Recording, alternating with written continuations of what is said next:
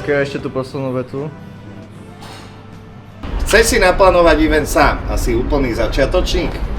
Teraz, tu sú 4 jednoduché otázky. Tu sú 4 jednoduché otázky, ktoré ti pomôžu pred začatím eventu. To dám, že... Kámo, máme sanitku, toto nedám preč. Že prečo ho robíš, aký je cieľ? OK. Nejako. A... To môžeme dať ešte vyššie. Môžem z istých schodov. Pre koho to robíš, kto sú tí ľudia, koľko ich bude, koľko majú rokov.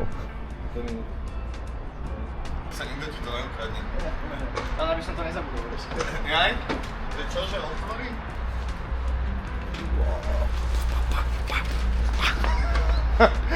Čo ste robili? Že ten kreten...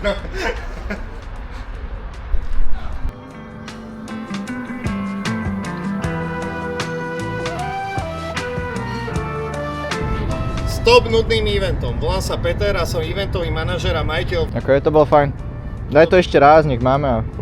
Preto je dôležité spoznať vás, vaše predstavy a hodnoty, tak aby sme spravili nielen pekný event,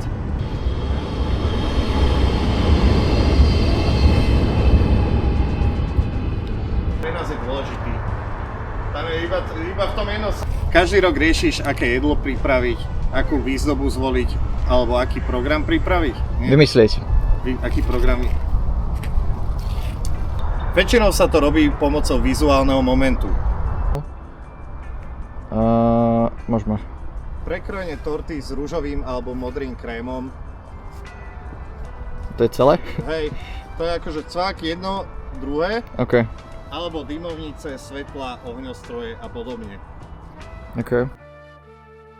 A pokojnú atmosféru ešte pred decembrovým zhonom. Som to skrátil. Dobre. Počkaj, dobre. Takže...